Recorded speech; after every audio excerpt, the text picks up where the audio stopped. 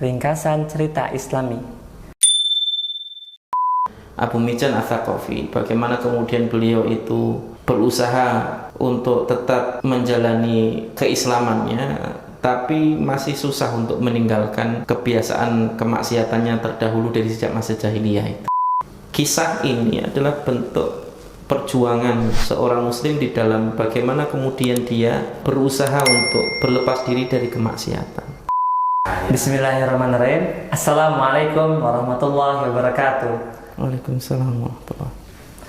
Insya Allah pada sesi kali ini kita bersama-sama akan mendengarkan ringkasan cerita Islami bersama Ustadz Abdul Nafi.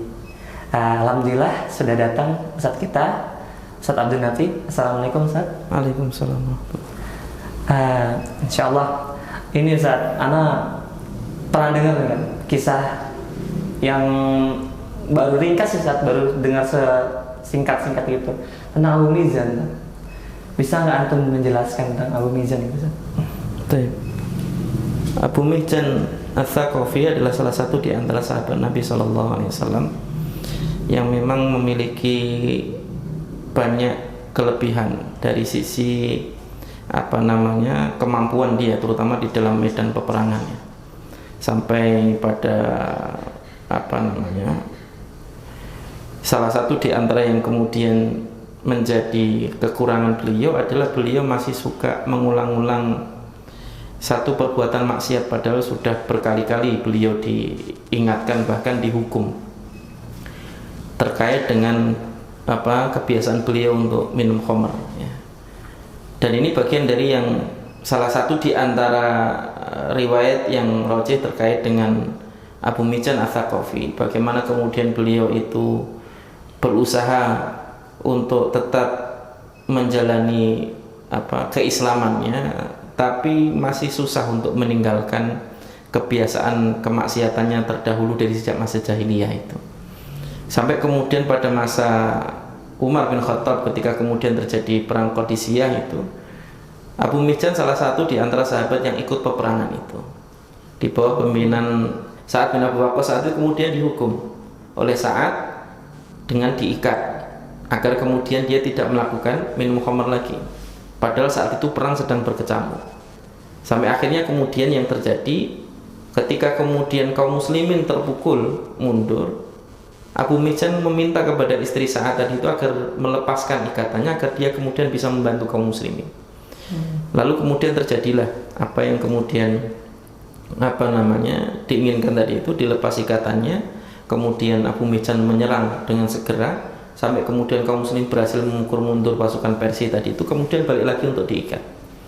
Ketika melihat pergerakan kaum muslimin yang agak sedikit berbeda tadi itu, saat kemudian dalam hatinya mengatakan yang bisa melakukan seperti ini hanyalah Abu Mijan.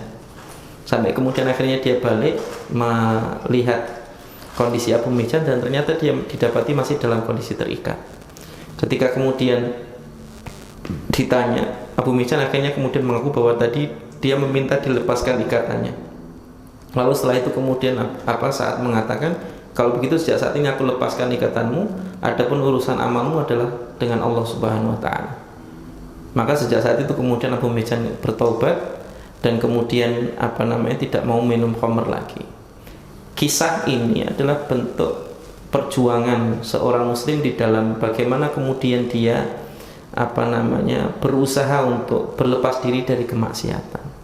Karena bisa jadi ada di antara kita yang kemudian dia hijrah dari sebelumnya tidak kenal Islam, tidak kenal syariat, tidak kenal ibadah, kemudian berhijrah masih melakukan beberapa hal yang kemudian menjadi salah satu di antara apa yang kemudian Allah larang tadi, kemaksiatan atau kemungkaran yang kemudian dilakukannya tadi, karena memang masih belum bisa meninggalkan itu secara keseluruhan.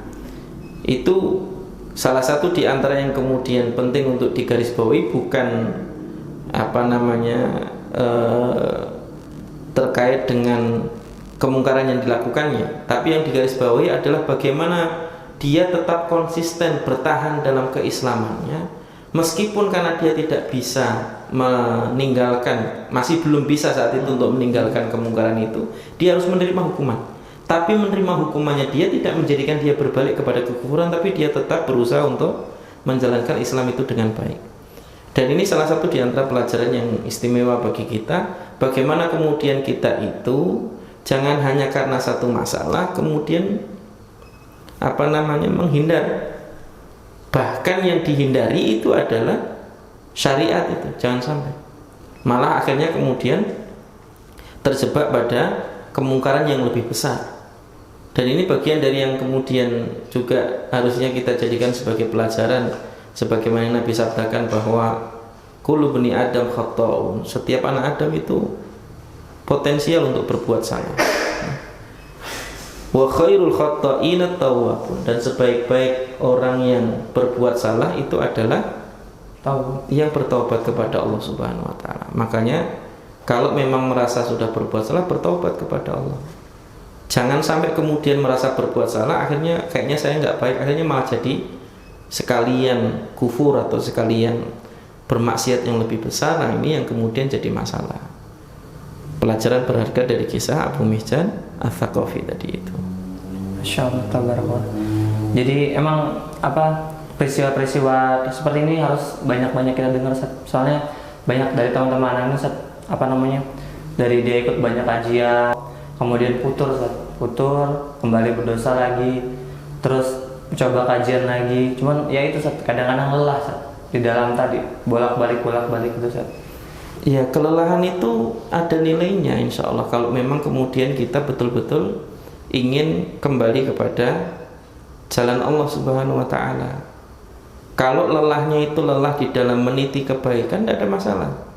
Ketika lelahnya itu betul-betul untuk mendapatkan ridha Allah, maka itu lelah yang nanti akan membuahkan hasil yang baik.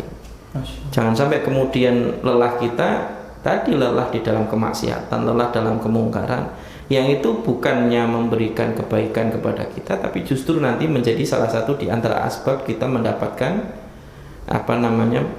mendapatkan masalah nanti ketika di akhirat, siksa neraka misalnya atau yang semisalnya. Dan itu bagian dari yang kemudian harusnya kita hati-hati gitu. Insyaallah.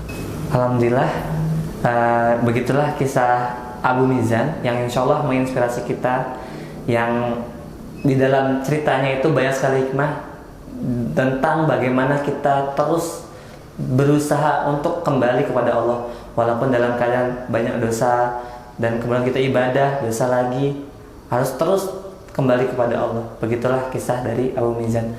Insyaallah barangkali itu saja, semoga menjadi bermanfaat bagi kawan-kawan semua. Insyaallah kita hadir lagi pada sesi selanjutnya di ringkasan cerita Islami. Sekian dari saya. Assalamualaikum warahmatullahi wabarakatuh.